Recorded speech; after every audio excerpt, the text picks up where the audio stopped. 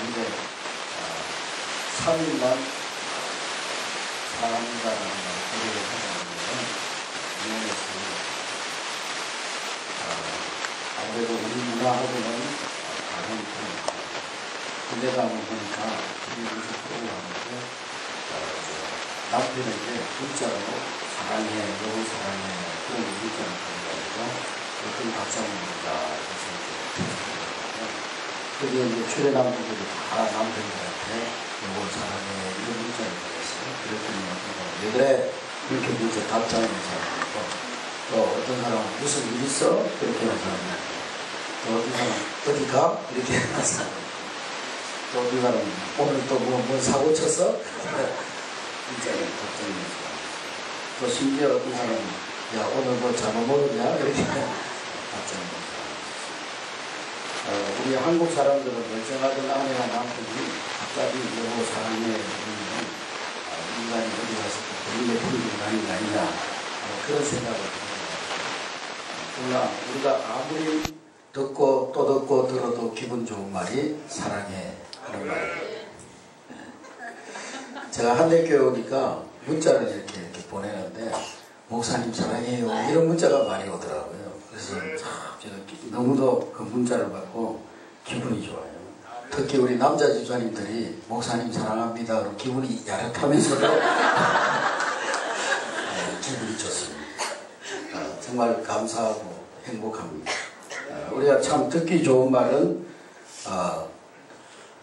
사랑합니다.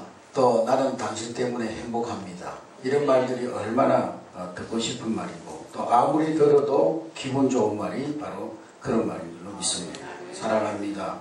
또 행복합니다. 나는 당신 때문에 행복합니다. 오늘 여러분들이 서로가 서로 때문에 행복하고 또 예수님 때문에 행복하고 또 우리 한대교회 때문에 행복한 여러분 되시기 바랍니다. 그런데 우리가 예수 믿고 행복한 삶을 살아야 되는데 왜 예수를 믿어도 행복하지 않는 이유가 무엇인가? 오늘 로마서 6장과 7장 말씀에 보면은 그 진단을 말하고 있는데 그 진단은 한마디로 죄에 매여 살기 때문이고 또 율법에 매여 살기 때문이다 됐습니다. 우리는 예수 안에서 신앙생활하는 것이 기쁘고 즐겁고 행복하고 또 정말 누구를 만나더라도 사랑스럽고 행복한 그런 신앙생활을 살아야 되는데 왜 우리가 예수 믿고도 행복하지 못하고 사랑하지 못하고 마음의 갈등이 일어나고 왜 그러냐? 그 이유인즉슨 오늘 바울 선생님은 우리가 죄에 매여 살기 때문이다. 또 율법 아래 있기 때문이다. 그렇게 말씀하고 있습니다. 그래서 오늘 말씀의 주제는 율법으로부터 자유하라는 것입니다. 율법으로부터 자유하라. 따라합니다. 율법으로부터 자유하라. 오늘 본문 말씀에 보면은 정확하게 기록은 하고 있지 않지만은 크리스찬이라고 하는 한 여인이 나옵니다. 이 여인이 한 남자를 만나서 결혼하여서 살게 되는데 이 남편의 이름은 미스터 로, 즉 율법이라는 그런 남편입니다. 이 율법이라는 남자를 처음에 만나서 보니까 아주 반듯하고 사람이 아주 빈틈이 없고 또 외모도 아주 출중하고 완벽해 보이는 그런 신사였습니다. 그래서 거기에 끌려가지고 이 크리스찬이라는 여인이 율법씨가 너무도 좋아 보여가지고 그 율법씨와 결혼을 했습니다. 그런데 단 하루 율법씨와 살고 보니까 그 사람은 함께 살만한 사람이 못 되는 겁니다. 이 사람은 일종의 완벽주의자로서 조그만한 실수나 허물도 용납하지 않는 거예요. 조금만 실수해도 막 아내를 꾸짖고 나무라고 그것을 지적하고 아무리 잘해보려고 노력해도 이 율법씨 남편의 요구에는 한계도 끝도 없는 겁니다. 이틀이 지나고 보니까 이 율법씨 남편 그렇게 매너도 좋고 그렇게 멋져 보이는 남편이 완전히 폭군으로 변해 있습니다. 자기가 정해놓은 규칙에서 자기가 정해놓은 선에서 조금이라도 어긋나고 조금이라도 넘어가면 부인을 책망하고 때리고 비난하고 막 그럽니다. 그래서 마침내 이 크리스찬이라는 아내는 만사의 자신감을 잃어버리고 삶의 의욕마저 상실하게 됩니다. 잘해보려고 노력하면 노력할수록 더 큰 실수를 낳고 더 큰 허물이 드러나고 그래서 깊은 열등감에 사로잡히고 우울증에 시달리고 죽고 싶어도 죽을 수도 없는 그런 상태에 이르게 됩니다. 남편의 가혹한 채찍에 맞아서 피를 흘리다가 부러지는 이 안에 크리스찬의 절규가 성경에 기록되어 있는데, 로마서에 기록되어 있는데, 오라 나는 공고한 사람이로다. 누가 나를 이 사망의 몸에서 건져낼꼬. 이 여인의 이야기를 우리에게 전해진 사도 바울도 일찍이 이 못된 남편과 같은 율법시 밑에서 고생하며 살아온 사람입니다. 율법을 지키고 순종해 보려고 해도 그 율법의 요구는 끝이 없습니다. 자유도 없고 기쁨도 없고 감사도 없고 행복도 없고. 이 율법이라고 하는 것은 이제 안식일법만 해도 만일에 목사가 설교하다가 넥타이가 부러졌다, 고쳐낼 수가 없어요. 율법에는요 그거 고쳐내도 일이라고 했기 때문에, 안식일날 일하지 말라고 그랬기 때문에 고쳐낼 수가 없어요. 오후 시간에 시원한 그늘에서 책을 읽다가 갑자기 소낙비가 쏟아져도 그 책을 가지고 들어갈 수가 없어요. 그 책을 들고 가면 그게 일이기 때문에 그냥 놔두고 가야 돼요. 또 자동차에 기름이 떨어져도 넣을 수가 없습니다. 어린아이가 배가 고파가지고 우유를 달라고 울어도 분유가 떨어졌는데도 분유를 사올 수가 없어요. 왜냐? 안식일날은 그런 것을 하면 안식 율법을 범하는 것입니다. 그랬다가는 남편 율법시에게 죽도록 맞은 줄은 모르는 거예요. 그러던 어느 날 그 지독한 남편 율법이 죽었습니다. 처음에는 너무 충격적이었지만은 한 달, 두 달 지나는 사이에 그 마음속에 해방감이 찾아오기 시작합니다. 그래서 얼마 후에 이 여인은 전시성을 가진 도자라고 하는 친구, 전도자를 통해서 한 남자를 만나서 재혼을 하게 됩니다. 새 남편의 이름을 뭐냐? 미스터 그레이스, 은혜씨라고 하는 남편을 만나서 새로운 가정을 이루게 됩니다. 알고 보니 이 은혜가 바로 이 미스터 그레이스, 이 남자가 바로 크리스찬 여인의 첫사랑 제이라는 그런 청년이었어요. 제이. 복음성도 있잖아요. 제이 스치는 바람, 제이 그대 모습 보이고.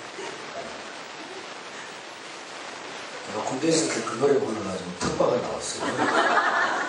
대대장이 노래장 부른다 특박을 부릅니다. 4박으로.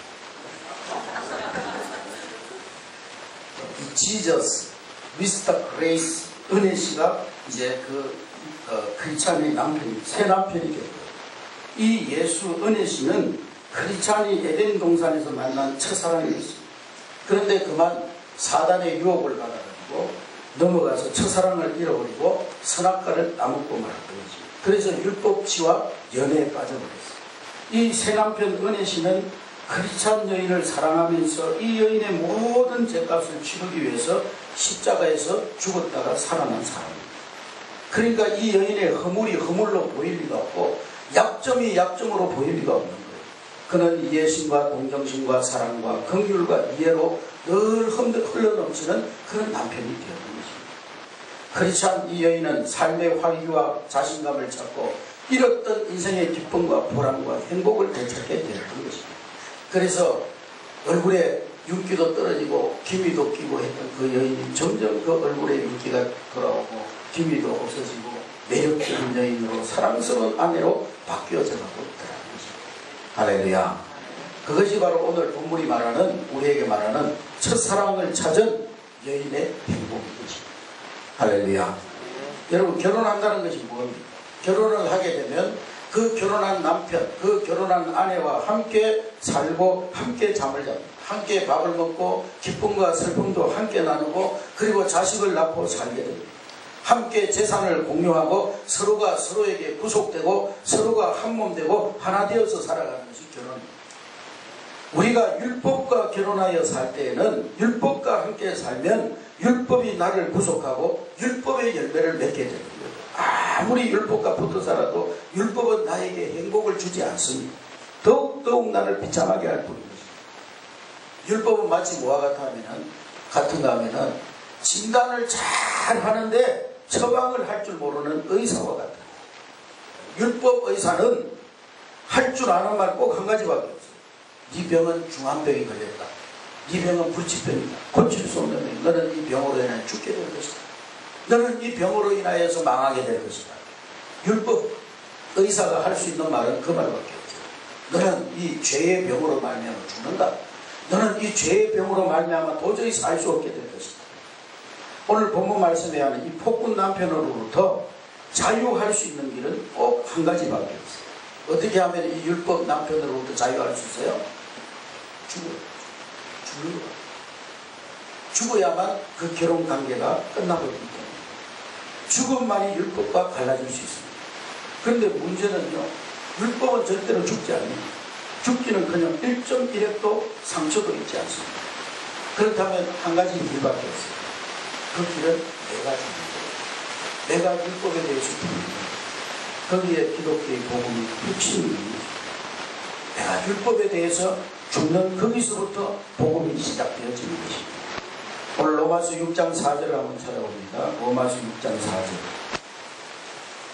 로마서 6장 4절 시작. 그러므로 우리가 그의 죽으심과 합하여 세례를 받음으로 그와 함께 장사되었나니 이는 아버지의 영광으로 말미암아 그리스도를 죽은 자 가운데서 살리신과 같이 우리로 또한 새 생명 가운데서 행하게 하려 함이라. 할렐루야.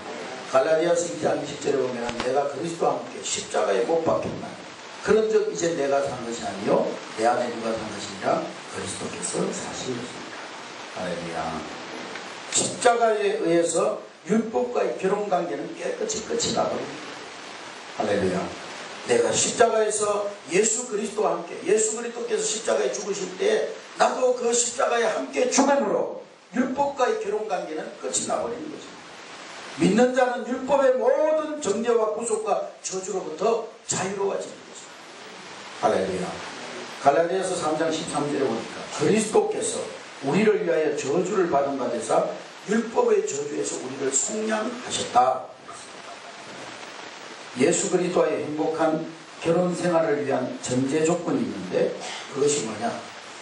옛 남편, 율법과 깨끗한 관계청, 깨끗한 죽음 선언, 그것만이 우리가 예수 그리스도와 결혼한 행복한 신앙생활을 할 수가 있는 것입니다. 여러분, 만일에 결혼하는 여인이 과거를 청산하지 못하고 결혼하면요, 결혼한 후에도 옛 애인에게 매이게 됩니다. 신혼여행 가서 남편과 같이 있으면서도 옛날 애인 꿈꾸고 옛날 애인을 만나러 다니고 또 한심한 얘기 아닙니다. 그걸 두고 뭐라고 하냐, 오늘 본문 말씀은 간음이라고 단언하고 있습니다. 율법에 매여서 율법적 가치, 공로와 행위의 인정으로 자기를 보고 남을 판단하는 삶은 신앙인의 간음이라고요. 도종환 시인이라는 분이 있는데요. 도시 중에 이런 유명한 시인이 있는지 저는 몰랐어요. 도종환 시. 이분이 죽은 아내를 잊지 못해가지고 퇴근길에 아내의 무덤에 들렀다가 지은 시가 있습니다. 그 시가 뭐냐면 제가 한번 읽어드릴게요.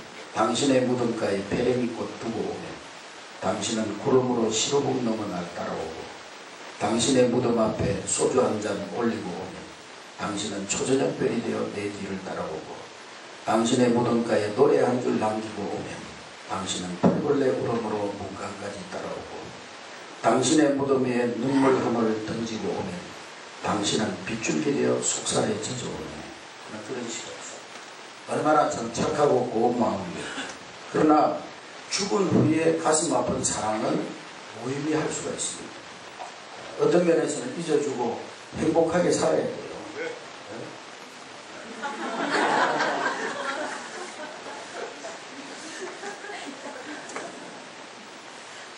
더더구나 율법에 대하여 우리가 죽었는데 그 율법에 매여 사는 것은 백해무익한 것이고 심지어 성경은 그것을 영적 간음이라 그렇게 말했어요. 옛날에 궁중에 내시가 들어가면은요, 그 내시는 거세를 해버리는 거예요. 거세. 남자의 기능을 완전히 없애버리는 거예요. 그래서 이 내시들은 주변에 아무리 예쁜 여자가 있어도 유혹이 안 돼요. 남성으로서 완전히 죽어버리는 거예요. 죽으면 유혹도 미련도 없습니다. 성도가 마귀로부터, 죄로부터, 율법으로부터 자유할 수 있는 길은 예수 그리스도의 십자가와 함께 내가 죽는 거예요. 갈라디아서 5장 24절에 보니까 그리스도 예수의 사람들은 육체와 함께 그 정과 욕심을 십자가에 못 박았느니라. 여러분, 우리 마음속에 아직도 막 갈등이 있고 유혹이 있고 뭔가 막 내 마음속에 아직도 시비와 분쟁과 다툼이 있다면요, 아직 덜 죽었어요. 십자가 완전히 죽지 않았어요. 사랑하는 성도 여러분, 행복한 은혜, 신랑과의 결혼 생활이 우리를 기다리고 있습니다. 할렐루야. 그레이스, 예수 그리스도, 그분과의 행복한 결혼 생활이 우리를 기다리고 있어요. 예수 그리스도와 풍성한 삶이 우리에게 예비되어져 있습니다. 죽어버려요. 미련 없이 과거의 율법에 대해서 완전히 죽어요.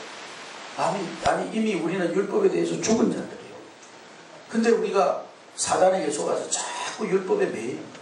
자기 스스로에게도 자꾸 율법으로 자기를 책망하고 정죄하고 또 다른 사람들을 향해서도 율법을 가지고 정죄하고 판단하고, 그러니까 그게 영적 간음이 되어져서 예수 안에서 온전한 하나된 그런 신앙의 삶을 살지 못하는 것입니다. 율법은 누구에게 필요하냐? 예수 그리스도 밖에 있는 불의한 자들, 그들을 심판하기 위한 도구이지 결코 예수 그리스도와 결혼하고 은혜의 삶이 시작된 우리와는 이 율법이 상관이 없는 거예요. 예수 그리스도께서 우리를 모든 율법에서 자유케 하신 거예요. 할렐루야. 그러므로 이제 그리스도 예수 안에 있는 자에게는 결코 정죄함이 없는, 우리를 죄와 사망의 법에서 생명의 성령의 법이 우리를 해방하였음이니라. 할렐루야.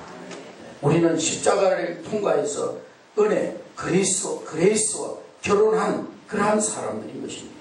할렐루야. 우리는 이제 예수 그리스도 안에 있는 모든 자원, 모든 행복함, 모든 풍성함, 모든 생명과 능력과 권세가 다 우리의 것이 된 줄로 믿습니다. 율법시와 함께 살던 결혼생활, 그리고 은혜시와 함께 새롭게 시작한 결혼생활의 차이가 뭐냐? 그것은 도덕과 신앙의 차이고, 율법과 복음의 차이고, 종교와 기독교의 차이인 거예요. 그 둘의 차이를 규명하는 것이 기독교의 가장 중요한 문제입니다. 오늘 본문 5절에 보면은, 5절 우리 다 같이 읽습니다. 5절 시작. 우리가 육신에 있을 때에는 율법으로 말미암아 죄의 종욕이 우리 지체 중에 역사하여 우리로 사망을 위하여 열매 맺게 하였더니. 5절 말씀에 보면은 율법시와 살던 우리의 열망은 뭐냐? 사망으로 말미암아 뭘 맺어요? 사망을 위하여 열매를 맺게 했다고 했어요. 정욕이, 우리 안에 있는 죄의 종욕이 우리 지체 중에 역사에서 우리로 하여금 사망의 열매를 맺게 했다고 했어요. 그런데 6절에 보니까, 6절 다 같이 읽습니다. 시작. 이제는 우리가 얽매였던 것에 대하여 죽었으므로 율법에서 벗어났으니 이러므로 우리가 영의 새로운 것으로 성될 것이요 율법 조문에 묵은 것으로 아니할지니라. 할렐루야. 6절에서는 새로운 결혼생활의 열망을 나타내고 있는데, 5절에서는 육신, 죄의 정욕, 사망의 열매라는 말들이 나오는데, 이것은 율법시와 사는 인생의 비극입니다. 그런데 6절을 시작하면서 첫 마디가 뭐예요? 6절의 첫 마디가 뭐예요? 이제는 이 원문에 보면은 그러나 이제는 그렇게 되어 있습니다. 무슨 말입니까? 그러나 이제 우리는 그런 율법시와 함께 살던 비극적인 삶을 이제는 더 이상 살지 아니하고 은혜와 함께 사는 행복한 인생이 시작됐다는 거예요. 할렐루야. 율법시는요, 매일 그 아내에게 야 맛있는 반찬 해와 요구하지만 반찬 살 돈은 주지 않는 남편과 같아요. 맨날 다니면서 그냥 자기 혼자 노름하고 다니고 주색잡기 잡고 다니고, 그러면서 집에 들어오면 맛있는 반찬 해놓으라고, 그러면서 생활비는 주지 않고. 율법은 우리에게 지켜야 될 까다로운 법을 제시하지만 그것을 지킬 수 있는 능력은 주지 못합니다. 우리의 잘잘못을, 우리의 시비를 가리워주지만 그러나 우리에게 그 잘못한 것을, 우리의 잘못된 것을 치료하고 용서할 능력은 없는 거예요. 최근에 그 미국 사회에서 청소년들에게 성교육을 시키는 것이 옳은 일인가 아닌가, 거기에 대해서 논란이 일어났습니다. 과연 청소년들에게 성교육을 시키는 것이 이 윤리를 세우는 일에 도움이 되느냐? 반대하는 측에서는요, 성교육이 오히려 청소년들에게 성적인 호기심을 자극해가지고 이 청소년들이 성적으로 더 타락한 그런 사회를 만들게 됐다는 거예요. 성교육 자체가 잘못된 게 아니고 이 사람의 부패성 때문에 성교육이 성적으로 건강한 사회를 만들기는커녕 청소년들에게 성적인 충동감을 더욱더 자극하고 만들라는 거예요. 그래서 미국에서는 요즘에요, 성교육을 하지 않고 그냥 피임법을 가르친다. 피임법을 가르쳐. 성교육을 피임법으로 대체하고 말합니다. 그게 인간의 한계라는 거지. 율법 가운데 있을 때 인간은 죄의 정욕 때문에 사망의 열매만 맺고 살았습니다. 그러나 은혜 신랑을 만나서 첫사랑 예수와 신방을 꾸미기 시작하면서부터 그 마음속에 새로운 열망이 생겨났습니다. 이제는 죄의 정욕이 아니라 사랑의 욕구가 우리 안에서 일어나기 시작한 것입니다. 할렐루야. 은혜의 신랑 예수를 만나고 보니 그가 얼마나 나를 사랑하는지 그 사랑을 깨닫게 되고 그 사랑을 알게 되고 그 사랑에 감격하게 되어진 것입니다.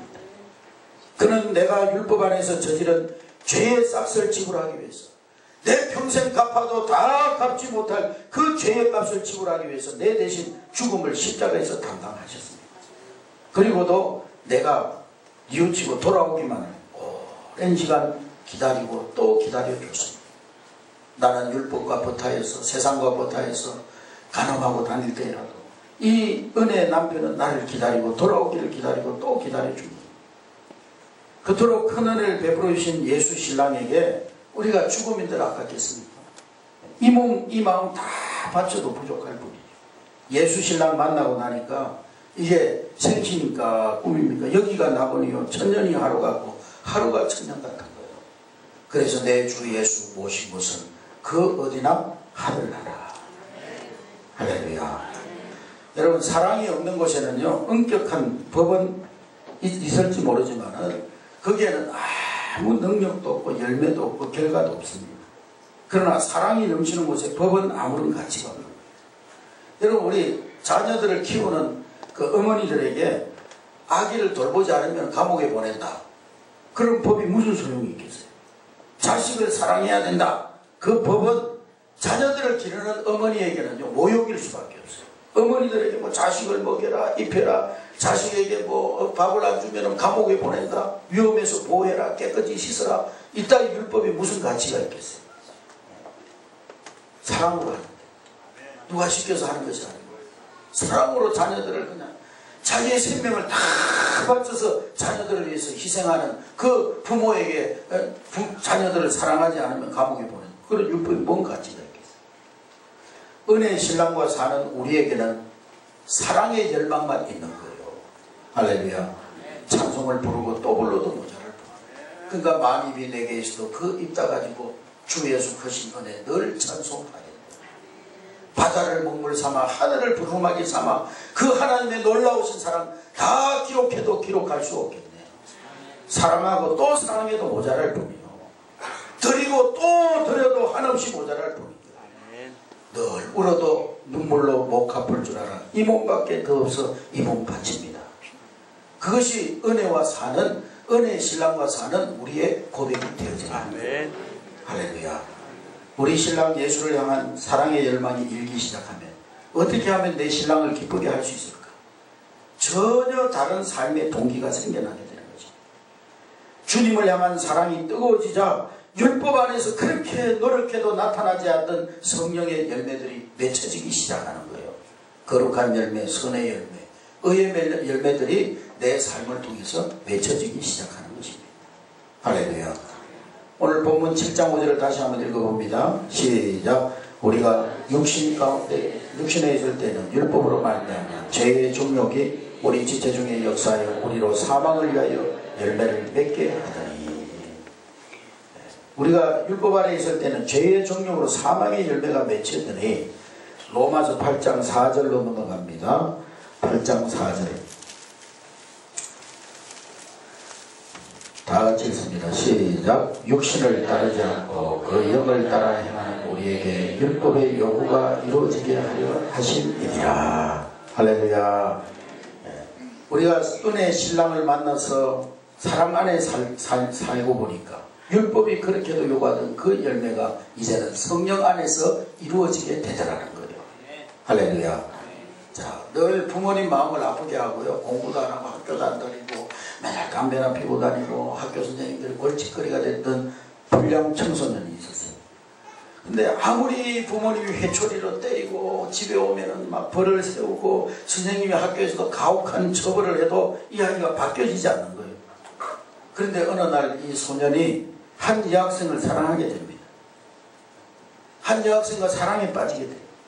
근데 누가 시키지도 않았는데 머리 깎고 옷을 단정히 입기 시작하고 그 여학생이 나 담배 냄새 싫어. 그러니까 담배 끊고 공부하기 시작하고 얼마나 놀라운 변화입니까?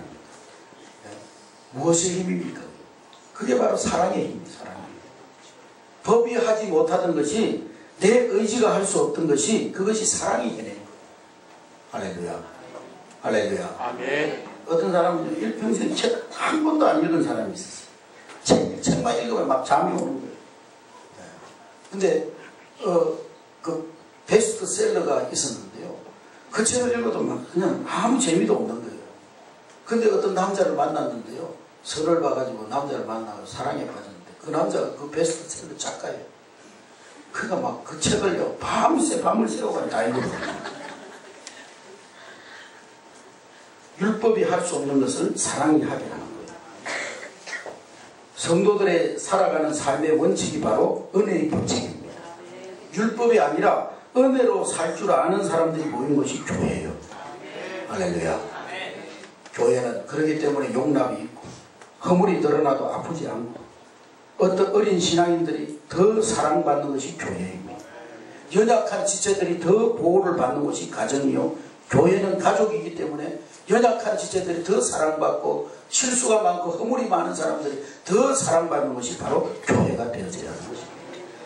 법으로 사는 가정은 평화가 없어요. 법만 있는 가정은 자식이 비뚤어집니다. 부모가 매일 잘못한 것 지적만 하고 책망만 하고 애초에로 때리고 처벌하고 잘못하면 쫓아내고 그런 자식들은 비뚤어지는 거예요. 방황하는 거예요.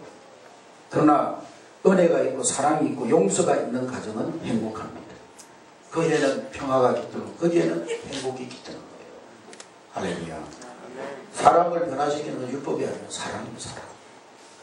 사람을 변화시키는 것은 그 사람의 잘못을 지적해서 책망하는 것이 그 사람을 변화시키는 것이 아니라 그 사람의 장점을 찾아내서 사랑하고 격려하고 위로하고 세워주고 거기에 변화의 역사가 일어나는 거죠.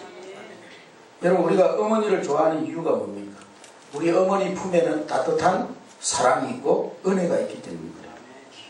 우리 어머니는요 자식 얘기라고 하면은요 다 속아 넘어가 줍니다. 그러니까 세상에서 제일 속이기 쉬운 사람이 어머니예요. 그러니까 우리 학교 다닐 때 엄마 나 영어 사전 사야 돼. 용돈이 필요해가지고 거짓말하면 또 돈을 줘요. 엄마가 영어 사전 산다고 그래 돈을 줘요. 그 다음 날은 영어 딕셔너리 사야 돼. 그러면 또 돈을 줘요. 또 며칠 있다가 엄마 영어 콘사이즈 사야 돼. 그러면 또 돈을 줘요. 세 번씩이나 어머니를 속여도 어머니는 속습니다. 알고도 속아주고 모르고도 속아주고 은혜가 있고 사랑이 있기 때문에 할렐루야. 교회도 좀 그래야 돼요. 알고도 속아주고 모르고도 속아주고 알고도 용서하고 모르고도 용서하고 그래야 그게 은혜가 있고 사랑이 있고 그러면서 그 삶이 자꾸 변화되어져 가는 거예요. 할렐루야. 근데 너무 자녀들을 가정에서요 막 너무 공유와 법으로 다루는 집 아이들은 삐뚤어져요. 제가 보니까 막 아기 때부터요 막 예배 시간에 조금만 떠들어도 막 데리고 가가지고 방에 데리고 가가지고 문 잠가놓고 반 죽이는 거예요 막. 그거 막 애가요 막 예배 시간 되면 공포 분위기에서 막 예배 꼼짝도 안 해 막 이렇게 해가지고 그 애기는 좀 예배 시간 떠들고 그래야 그게 애기지. 예배 시간에도 막 그냥 할렐루야 그러고 앉아있으면 어떻게 되겠어요. 그 나중에 크니까 삐뚤어지더라고. 자꾸 부모에 대해서 반항심도 있거든요. 그 애 마음속에는 내가 크기만 커봐라 이제 우리 엄마를 이길 힘만 생기면 나는 교회 안 다닌다. 그런 마음 가지고 신앙생활. 그런 가정은요 공유와 법만 있는 가정은 집에 들어가기 싫어 밖에서 방황하는 거예요. 남편들도 마찬가지예요. 집에 가면은 좀 아내들이 알고도 속아주고 모르고도 속아주고 밤에 늦게 오면 아이고 여보 얼마나 수고하고 힘들게 이렇게 일하다가 왔냐고 술 먹고 왔더라도 그렇게 좀 얘기해야지. 또 어떤 년하고 술 처먹고 왔다고 이러면서 뒤를 캐기 시작하고 막 핸드폰 조사하고 막 이러면 남편이 점점 더 바깥으로 도는 거예요. 그 신들러 리스트에 오스카 신들러라고 하는 주인공이 있는데요. 독일군 장교에게 하는 말 가운데 이런 대목이 나옵니다. 무엇이 진정한 힘이냐? 무엇이 진정한 힘이냐? 죽일 수 있으면서 죽이지 아니하고 때릴 수 있는 힘을 가지고 있지만 때리지 않는 것, 바로 은혜를 베풀 줄 아는 그것이 바로 참된 힘이다. 하나님의 사람들, 그들은 좀 허술한 것 같아도 한 가지 삶의 원칙이 있습니다. 그것은 은혜로 살아요. 하나님의 은혜로 살아요. 사랑으로 살아가는 거예요. 우리는 법으로 사는 것이 아니라 용서로 살아가는 거예요. 그 빙점의 저자 미우라 아야코가 자기 결혼 생활에 대해 쓴 부부 이야기라는 글이 있는데요. 그런 글을 썼어요. 나는 가정생활에 좀 칠칠치 못한 면이 많다. 외출해서 돌아오면 오버코트도 모자도 머플러도 거의 제자리에 갖다 놓는 벽이 별로 없다. 그걸 보니까 우리 집안하고 좀 비슷한 것 같아요. 코트를 어디다 넣었는지도 잊은 채 나는 계단을 뛰어 올라간다. 왜냐? 조금이라도 빨리 남편의 얼굴을 보고 싶어서이다. 그 대목에서 좀 다른 것 같아요. 앞에는 비슷하다. 여러분, 법을 몰라도 사랑을 아는 여인이 바로 이 여인이다 싶지 않습니까? 참 행복을 아는 여인입니다. 사랑하는 한내교회 성도 여러분, 여러분들 이곳에 오실 때 예수 신랑이 보고 싶고 설레는 마음으로 달려오신 줄로 믿습니다. 우리가 매일 하나님 앞에 나올 때마다 그런 마음으로 나와야 될 줄로 믿어요. 네. 오늘도 교회 가면 얼마나 스트레스 받을까, 그게 아니고 정말 예수 신랑 보고 싶어서 하나님께 예배하는 것이 너무도 기쁘고 감사하고 감격스러워서 달려나오는 그런 우리 마음이 돼요. 여러분은 진정 죄와 율법으로 이제 이미 죽은 줄로 믿습니다. 죄에 매여 사는 것도 율법에 매여 사는 것도 영적 간음이에요. 오직 우리는 하나님의 은혜의 끈에, 예수의 사랑의 끈에 매여서 살 뿐인 것입니다. 우리는 영광스러운 예수 그리스도의 신부입니다. 그와 함께 자고 그와 함께 먹고 그와 더불어 먹고 마시고 그와 함께 일어나는 것입니다. 예수님과 함께 살고 예수님 안에서 예수님을 통해 예수님의 열매를 맺는 그리스도의 신부가 된 줄로 믿습니다. 예수님과 함께 기뻐하고 예수님과 함께 슬퍼합니다. 예수님의 모든 풍성함, 예수님의 모든 생명, 능력, 권세, 축복이 바로 우리의 것 된 줄로 믿습니다.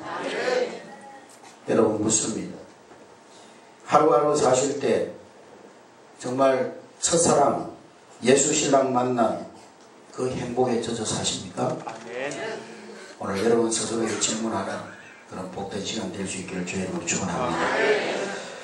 우리 다 같이 하는 성을 한번 기도하겠습니다. 오늘 주신 말씀 붙들고 기도합니다. 주님.